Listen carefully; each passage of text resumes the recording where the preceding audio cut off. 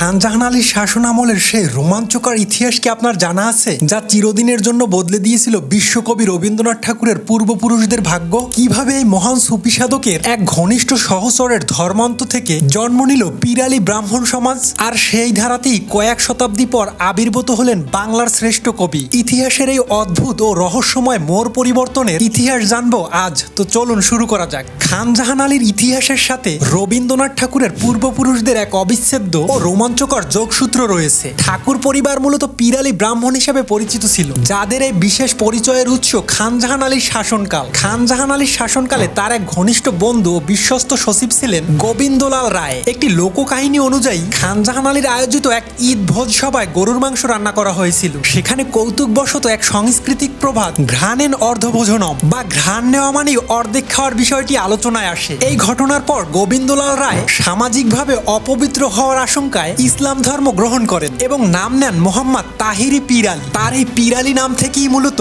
পিরালি উপাধির উৎপত্তি ঘটে, যা তৎকালীন হিন্দু সমাজে একটি বিচ্যুতি হিসেবে দেখা হতো। 1500 শতাব্দীর শেষে মাহমুদ তাহিরি নামের এক যুবক আরো দুইজন ব্রাহ্মণ ভাইকে ইসলামে দীক্ষিত করেন। এই ধর্মান্তরের দায়ে তাদের অপর দুই ভাই রতিদেব ও সুখদেবকে সমাজ থেকে বহিষ্কার করা হয়। এই সমাজচ্যুত ব্রাহ্মণ পরিবারটি ইতিহাসে পিরালি ব্রাহ্মণ নামে পরিচিতি পায়। সুখদেবের কন্যা বিবাহ করেন পিঠাভোগের জমিদার জগন্নাথ কুশারীকে, যা এই বংশধরকে এগিয়ে নিয়ে যায়। জগন্নাথ কুশারীর বংশধরই পরবর্তীতে যশোর থেকে কলকাতার গোবিন্দপুরে চলে আসেন। সেখানকার মৎস্যজীবী সম্প্রদায় তাদেরকে ভক্তি ভরে ঠাকুর বলে সম্বোধন করতে শুরু করে। ব্রিটিশরাই ঠাকুর শব্দটিকে তাদের উচ্চারণে ট্যাগর হিসেবে বিশ্বব্যাপী পরিচিত করে তোলেন। এই পিরালি বংশধারাতেই জন্ম নেন দ্বারকানাথ ঠাকুর এবং তারই পৌত্র বা নাতি রবীন্দ্রনাথ ঠাকুর। ভিডিওটি ভালো লাগলে কমেন্ট বক্সে আপনার মতামত জানান।